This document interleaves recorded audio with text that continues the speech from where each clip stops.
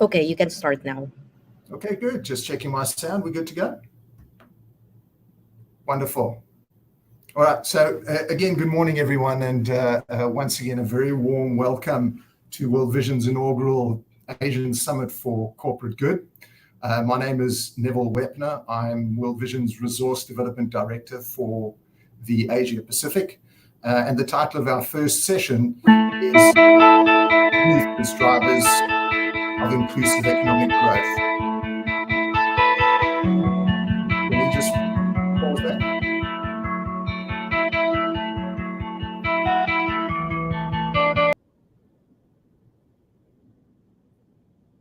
Yeah.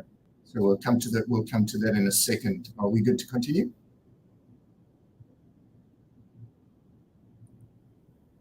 Right. I can't hear a thing. So let's just continue. I'll watch on the screen if there's any challenges. All right. So let me start off by quoting a very famous Chinese proverb. And it goes something like this: that one bee cannot alone produce honey, and neither can one grain of rice provide a full meal. I'm also South African. Many of you might be able to tell from the accent. And one of our greatest statesmen, Nelson Mandela, often used to highlight the importance of youth, saying that the youth and young people were important because they, in fact, would be the leaders of the future. And hopefully today's session is a great opportunity to do two things. Firstly, to recognize that it takes all of us collaborating together, working collectively to do something truly special, worthwhile, and sustainable. And the second part is to acknowledge that young people, youth, can truly be powerful drivers of the kinds of social, economic, and political change that we so desperately need if we are to build a future that is more prosperous, more sustainable, more inclusive, and more equitable. And so this morning we've gathered and invited a number of highly respected panelists and experts in their field to be able to share their insights and their views on the topic. They'll be ably supported by our moderator, Christine. But before I introduce Christine Lee, I'd like to just pause briefly and invite you to watch a short video clip.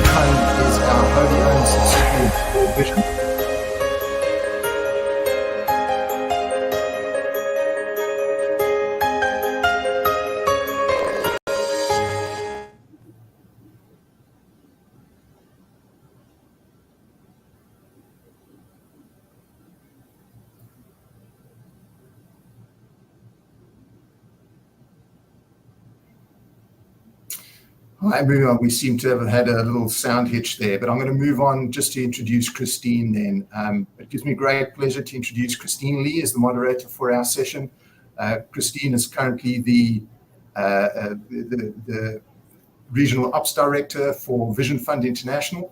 Vision Fund is a wholly owned subsidiary of World Vision, effectively providing small loans and financial services to some of the most vulnerable parents working very hard to start up and expand small businesses across the region.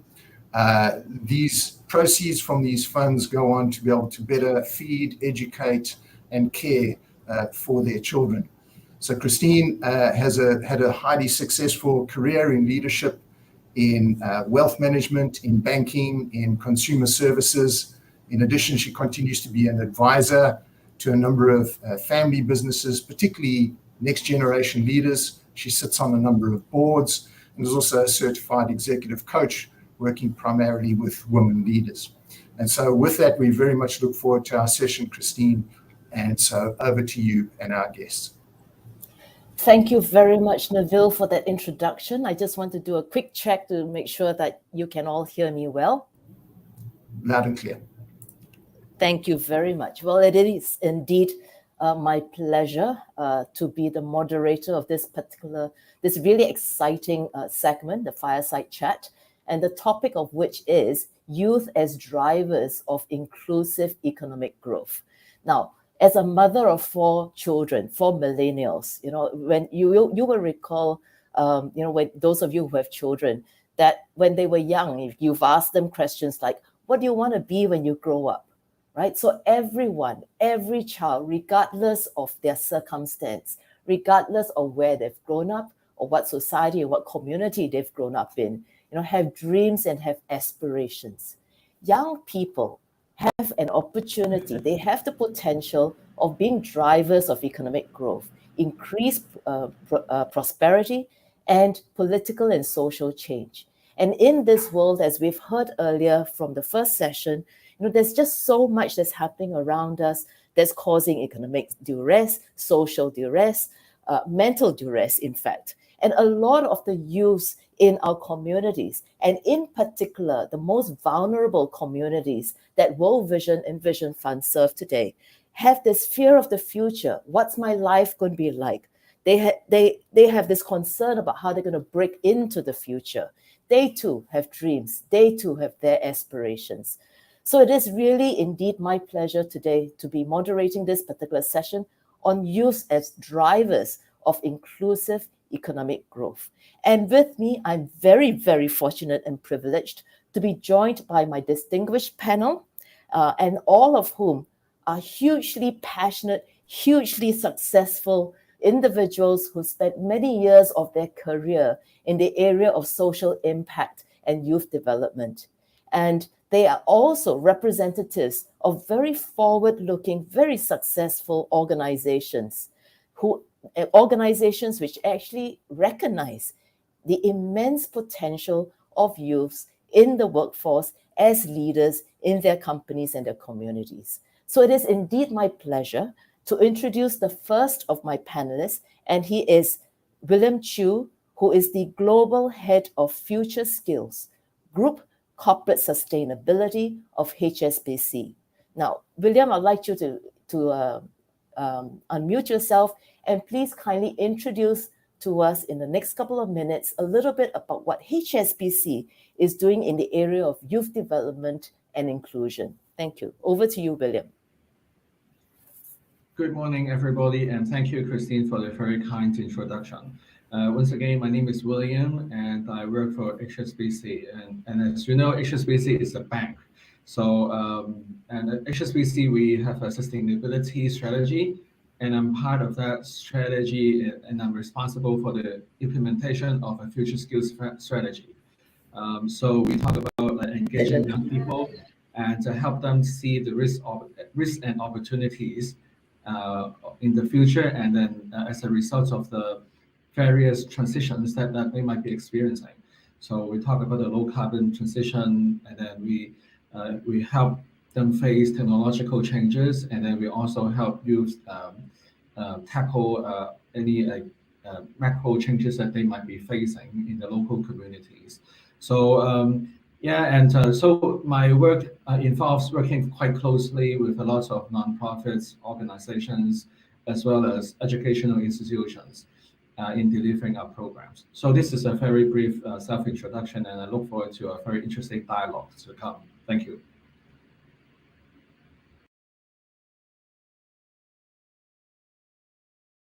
Back to you, Christine.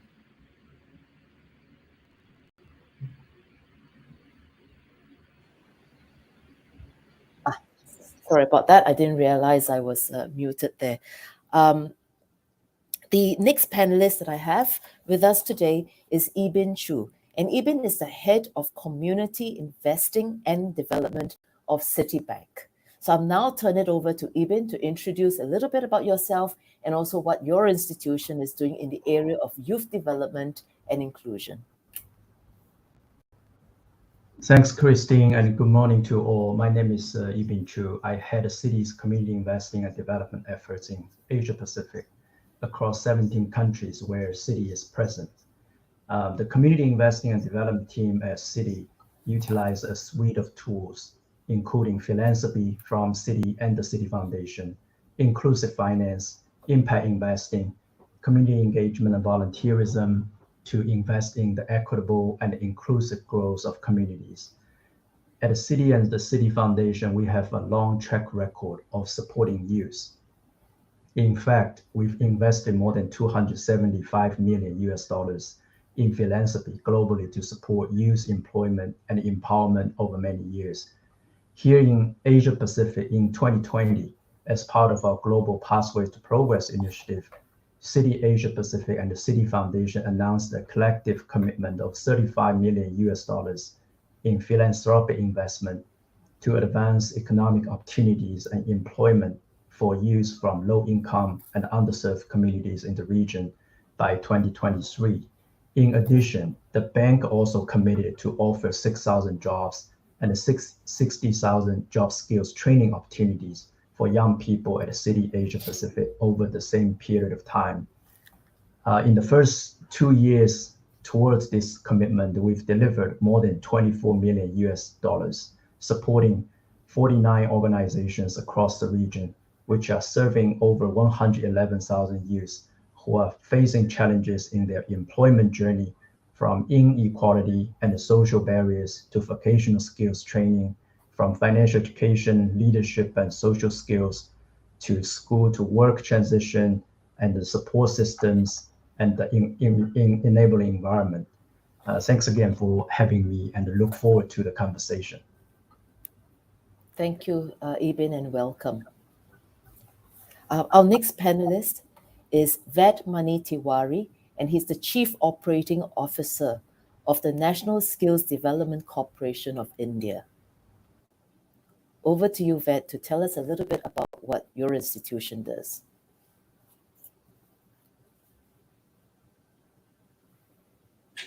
Good morning, Christine, and warm good morning to all. National Skill Development Corporation is a public-private partnership where the government of India is the largest shareholder, but the private sector is the majority shareholder in the company. Since inception, the National Skill Development Corporation has trained over 20 million people in various vocational skills and has provided financing to skill providers who want to set up the skilling institutions. But we are finding that this topic of youth as drivers of inclusive growth, this topic has become very relevant post-pandemic because a lot of changes we are seeing across us. One, that the businesses have changed, the workplaces have changed considerably post-pandemic, and that calls for reskilling and upskilling of the youth population at a population scale. So that is extremely important agenda that we see in front of us. And in that context, the career counseling of youth becomes very important because they might have, some of them might have started on some career with some skills with them, but the change workplaces and the change economic scenario requires them to pivot to some other set of skills. And that is the career counseling and creating awareness about the reskilling and upskilling is one of the main agendas. And accordingly, we are gearing up to train about 25 million people over next 4 years. That is the goal that we have taken for us. We are also conscious of the fact that the governments, however hard they may try, but may not be able to provide all the resources for this massive task. And that is where we are working closely with philanthropics and the private sector to bring alternative capital to this sector, because there are poor sections of society who may not have access to the skills that they badly need. So that is through financing we are bringing the inclusive agenda. We are also conscious of that the nature of economy is changing in a way where employment in terms of jobs may not be as forthcoming as it was earlier. And entrepreneurship at a micro and at an individual micro and group level becomes extremely important. So that is another new agenda that we are taking for ourselves, that how do we support individuals and collectives to pursue the entrepreneurial opportunities for themselves. To drive this massive transformation, we are investing heavily on a digital infrastructure, because what we find is that one of the biggest inclusion driver is access to digital means of learning, because that is how we can reach out to those who might be facing economic distress. And in that sense, we have pivoted our purpose to skills for all, anytime, anywhere. So that means that people might be pursuing some economic pursuit, they should be provided reskilling, upskilling opportunities at a place and time of their choosing. And that is where the digital plays a big role. So digital transformation of skill ecosystem in India has become important, both from the perspective of management of this whole process of reskilling and upskilling, but also from the context of delivery and content. And another area where digital is going to play an important role in our scheme of affairs is that we would like to nurture startups. And that is where the startup incubators we are setting, who can use technology to reskill, upskill 25 million people over the next 4 years. So a large spectrum of activities that we are doing. And through this forum, I would reach out to all the communities financing community, uh, who want to participate in this agenda of ours. You are most welcome. Thank you so much. Thank you so much there, Ved. The next person on our panel is Lito Tayag, and he is the country managing director of Ascension in the Philippines. Over to you, Lito, to tell us a little bit about what your institution is now doing in the area of youth development. Thank you very much, Christine. Good morning, everyone. Again, I'm Lito Tayag, and I'm the country managing director of Ascension in the Philippines. And today, Accenture in the Philippines employs more than 70,000 people in the Philippines. I'm also a member of the board of trustees of a number of schools and nonprofit business organizations, including the Philippine Business for Social Progress and the Philippine Business for Education. Accenture is a major player and a leader in the IT BPO industry. As a responsible citizen, Accenture aims to bring value not only to our clients and our people, but just as importantly, to our communities. Our corporate citizenship initiatives, which are integral to our sustainability strategy, are focused on creating positive and lasting impact to our beneficiaries. And we have chosen the youth as our target group. We focus on the development of their skills to prepare them to be productive members of society. Among our programs for the youth are the Skills to Succeed Academy and the Near Hire Training Program. The Skills to Succeed Academy is a proprietary Accenture asset. We have implemented it in the Philippines to help fellow Filipinos plan and prepare for a successful career journey. The modules include employability skills that will enable them to be ready for the job market. Simple examples include how to make a resume or how to prepare for an interview. Since our implementation, more than 100,000 Filipino youth have trained using the Skills to Succeed Academy. In our near-hire training program, we train the youth in areas which they were deemed less skilled based on their previous employment applications. In fact, their previous employment application rejections. In particular, we have focused on English and communication skills. So far, we have trained more than 1,700 youth in our near-hire training program, and 1,100 were employed already, not only by Accenture, but in fact, mostly by other companies in the IT BPO industry. Through these corporate citizenship programs, we leverage our strength as Accenture to make a difference in the lives of the unprivileged youth. Thank you. Thank you so much, Lito. Thank you for being here with us. Our fifth panelist is Pratik Hegde, and he's the Chief Operating Officer, Asia Pacific of Generation.org. So over to you, Pratik, to tell us a little bit about Generation.org and what do you do? Good morning, everyone. Thank you, Christine, for that introduction. As Christine mentioned, I'm the Chief Operating Officer for Generation in the Asia Pacific. Generation is a global not-for-profit, which was set up 6 years ago by McKinsey to bridge the gap between the education to employment system. So our goal is to make education to employment systems work for everyone, regardless of their social status, education background, or gender. We run demand-led employment programs that prepare, place, and support people into careers that are otherwise not accessible. Till date, our programs have supported over 60,000 unemployed and underemployed people across 17 countries to get into in-demand jobs. Generation works mostly with youth who face significant barriers to enter into in-demand jobs, such as maybe coming from low-income backgrounds, lack of relevant education qualification, and prior experience.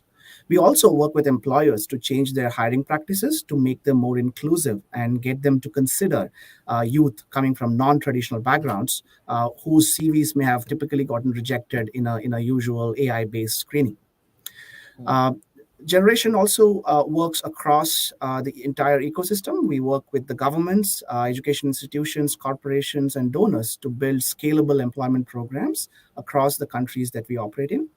Specifically in Asia, we are active in India, Pakistan, Hong Kong, Thailand, Singapore, and Australia, including Asia Pacific.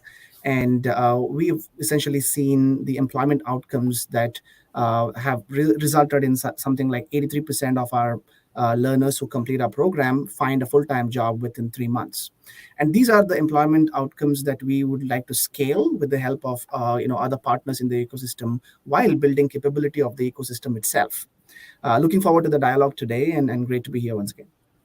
Thank you. Thank you once again for joining us. Well, the next generation of global leaders really face an enormous challenge, right? Youth unemployment or young people unemployment is actually 3 times higher than that of adults. So the needs are very different amongst the youth compared to their adult counterparts, right? And in fact, the youths actually encounter even greater hurdles accessing education or skills training or employment opportunities and so on. So in the next segment, we'd like to explore a little bit further to do a quick sort of an overall assessment. And I'd like to ask each of our panelists today that given our situation today, from your perspective and from your experience, what are some of the main challenges that youths actually find which hamper them from participating fully in the economy? And how can we, as global citizens, whether we're from the public or the private sector, fully harness and maximize the potential of youth? So I'd like to first ask Ved for your view.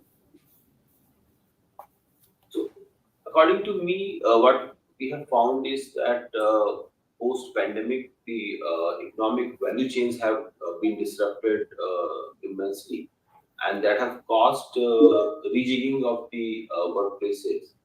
So there, what we are finding is that there is information asymmetry. The pace at which the workplaces are changing, the youth are not aware of that. and that leads to them not being prepared to reskill or upskill them to tap the new opportunities that they are emerging. Along with that fact that they are not getting the signals from the job market regarding the skills that job market is seeking from the youth, they are also not able to get access to the institutions which can provide them reskilling or upskilling opportunities into the skills that the job market is seeking for. And that is where we see the biggest challenge that youth are facing. And that calls for an action on the part of global community. Thank you, Vet. What about Lito? From your perspective and your experience, what are some of the challenges that our youth are facing today, particularly those who are from the more vulnerable communities? Thank you, Christine. In the Philippines today, there is a significant component of the youth who cannot afford to go to college. They are, of course, from the underprivileged members of our society, and so they look for employment instead of pursuing higher education. And despite the recent implementation of the K-12 program in our educational system, which added 2 years of senior high school, there is still a mismatch of what they learn in high school curriculum and the skills requirements of the contemporary jobs in today's digital economy. And this was exacerbated by the pandemic. Thus, many of the youth are either underemployed or unemployed or even unemployable. And so we at Accenture, as part of our corporate citizenship focus, we are offering skills training programs for the youth. In particular, which I mentioned briefly in the introduction, our Near Hire program aims to bridge the gap between the youth skills and the job requirements. This is a 15-day intensive training program. After the program, they can retry for the missed employment opportunities in that they have applied for in the past. On the other hand, in our Skills to Succeed Academy, they learn how to prepare for job search and pursuit. This application, which we own, has more than 30 modules which they can choose from, depending really on what stage of the job application process they are in. In the end, harnessing their potential means helping them get employed, and getting meaningful jobs that match their true potential allows them to be part of an inclusive economy, and that would take or lift them out of the cycle of poverty. Thank you, Lito. Over to you, Ibin. City Foundation does work globally in many, many countries. Now, what have you seen as some of the main challenges that youth face today? Oh, I think my panelists have covered very well on the skill side and the employability side. I probably will look at it on the opportunity side, because I think today's young people are really a strong creative force. They are connected, more globally conscious, and more innovative than any previous generation. More importantly, today's young people want to influence the broader economic, political, or social spheres. And this is echoed by a recent study we've done with AVPM that polled 2018 to 35 years old in Indonesia, Malaysia, Philippines, Thailand, and Vietnam. Although the top priority cited was education, it was followed in second and third place by personal empowerment and climate action. I believe it shouldn't be a surprise to anybody, because if you look around, many youths are already leading the way on the many fronts of innovation, leadership, social entrepreneurship, and climate change. In order to fully harness the potential of youth as drivers of inclusive economic growth, we need to rethink how we work with young people in sustainable development. We need to change the power imbalance, as many young people are left out of decision-making processes. There needs to be a mindset shift from seeing young people as beneficiaries to seeing them instead as solutionists and leaders. That's why back in 2017, the City Foundation co-created Youth CoLab and have been co-leading the program with UNDP, which aims to tackle the systemic barriers that limit young people's economic, social, and political inclusion. by working closely with multiple stakeholders across the region, including governments, civil society, and the private sector, to strengthen the entrepreneurship ecosystem and the policy environment so that young people can take the lead on new solutions to the region's most pressing challenges. Over the last 5 years, the program expanded from 3 to 28 countries and territories, reached over 200,000 participants, benefited over 11,000 young social entrepreneurs, and helped launch or improve over 1,200 social enterprises. Youth Collab has also established partnerships with over 200 key ecosystem players through a Youth Empowerment Alliance. Youth Collab has become the largest youth movement for empowerment, social entrepreneurship, equality, and social inclusion in Asia Pacific. We are doubling down on our efforts to support the solutions that are created by and for the most marginalized youth, including young women, indigenous and minority youth, LGBTQ+ youth, and youth with disabilities. Looking back on our 5 years of journey with Youth Collab, putting youth front and center to lead a movement that's by youth and for youth has been a game changer. Thanks, Christine. Thank you so much for that, Ibin. I'm going to ask William a slightly different question this time. William, in Future Skills, which is a huge program that you're running with HSBC, and with your experience dealing with the youth, interacting with the youth, what do you see are some of those skills that industries, right, potential employers are actually looking for from youth of this generation? And could you share a little bit about some of the programs or initiatives that have actually successfully demonstrated that the investment in youth has long-term benefits to both the individual, then the company, as well as to the community at large? Thank you, Christine, for that very complicated question. So first of all, I think from our perspective, when we pursue a future skills strategy, we really want to help youth to understand what they will be facing in the future. So one of the obvious challenges is to help them understand the change, and they would be able to see that certain gaps are widening, like especially when we talk about the digital economy, and as we talk about like how climate change is going to bring change to the low carbon economy is on its way, and then COVID has been bringing unexpected challenges to so many of our communities. So to help youth is to help them see the risks and the opportunities in the future.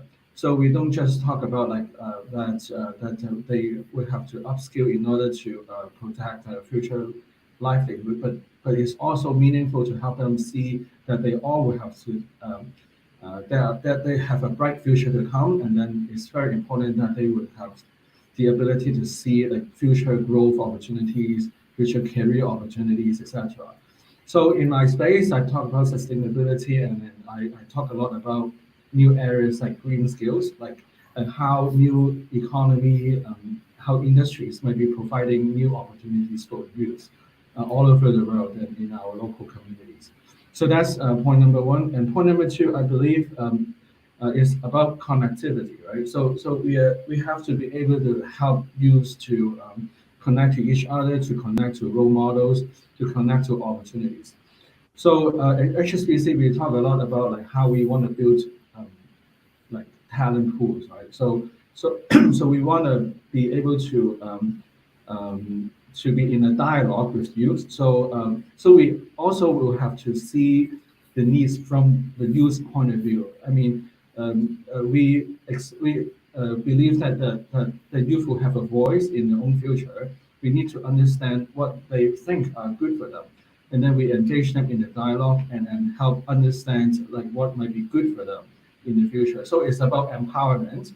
It's about helping youth to be able to support themselves through things like entrepreneurial skills development, through putting them in a talent pool, so they kind of talk to each other and really think about what they can do to make their future better and brighter. So that is the type of change-making mindset that we talk about. That youth are not powerless, and it's not like they're sitting there waiting for people to come to help them. Actually, if they look at themselves and then if they think about what hopes and dreams that they have, they also have a role to play, right? So they think about what they can do to their own future to make things, to make change happen.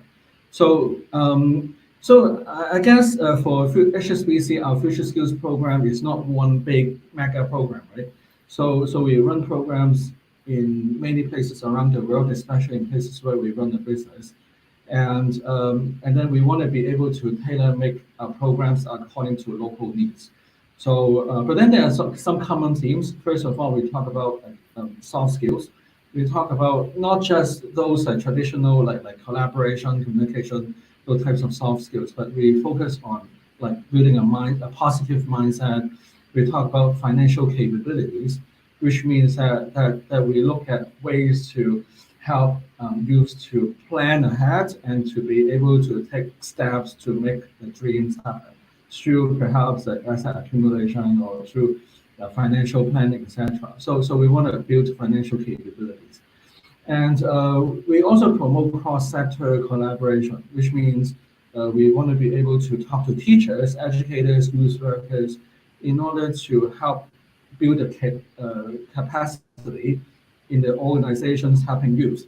So you might be conscious that we have programs running that benefit teachers. So we help teachers build skills, so teachers will multiply the impact of our program as they interact with many students. And that's basically in a nutshell my thinking about youth, helping youth. But so I welcome questions from everybody later on. Okay, absolutely. Thank you for that. By the way, I would like to invite the audience, if you have questions for any of our speakers, please post them on the chat, and we'll take a couple of minutes after this to take a look at some of your questions. Now, I'd like to turn it over to Pratik. Generation.org does a lot of work and has a very high success rate. You mentioned more than 80% success rate in placing youth into employment. So I'd like to hear from you. You not only therefore work with the youth, you also work with the industry players, with the employers, the prospective employers. What are some of the employers looking for from today's generation of youth in terms of skills? What are they looking for? Yeah, for sure. So while I answer that question, I also want to highlight on what has changed since the pandemic, right? So 2 years ago, when we would go and work with employers, so that's typically our first step is first we work with employers to see what the skills are, right? You would often get very specific answers from the employers. But then since the pandemic, the things that employers are now telling us are stuff like, can the youth deal with the change that's going to come? Right. So because the conception of a particular job role has gone through such a change in the last 2 years that the employers are not just looking for technical skills or domain skills that are required, of course, but what they're looking for is learning agility. Are you able to pick up skills on the go? Are you able to learn by yourself? Do you have the growth mindset? Are you thinking of the future, or are you, sort of very comfortable with what's going on at the present? We also hear employers talk about adaptability, since everyone has all of us have gone through that scenario in the last 2 years where we had to adapt so much within our own job roles. So these are sort of so-called soft skills, but they're not soft anymore, right? So these are really critical skills which we have seen employers often say is a key difference between a high performer and a low performer on their job is usually not the domain or technical skills, but it is these so-called soft skills. In fact, within Generation, we don't address them as soft skills. We call them as behavior skills and mindsets because they are almost equally important as the domain skills and technical skills that people look for. In Generation in Asia Pacific, we work a lot with the digital sector. We actually work with individuals, people who do not have a background in the IT or programming, and we train them to get into jobs such as software engineer or cloud developer, etc. In our experience, essentially what we've seen is it is impossible for anybody who's entering into a digital sector to know every single technology stack or technology tool that's out there, right? So what employers really do is they look for, do you have a basic understanding of some commonly used tools, but do you show the interest and passion and ability to learn new tools when you're on the job, right? So it's really that evidence of learning is essentially what a lot of employers look for, and we prepare youth who come to our programs by offering them not only the training program but also getting them to go into an apprenticeship with companies to actually learn and create that portfolio on the job before they can actually get into a full-time job. So that's sort of what we have seen as a growing trend in the recent past. Just the last point is also there's been a lot of interest among youth to get into the gig economy and the freelancing economy, right? So one of the skills that is also becoming very important is, are you able to source your own jobs through the freelancing portals, right? So it's not just about maybe you're very good at digital marketing skills and you want to use your skills to earn at your own flexible timing, but you also need skills such as how do you present your work, how do you create a portfolio that will get you enough business from these freelancing portals. So that's another area that I'm seeing that youth who are keen into freelancing kind of work need to develop some of these business development skills early on in their career, along with the other value-added skills that they would bring to the table.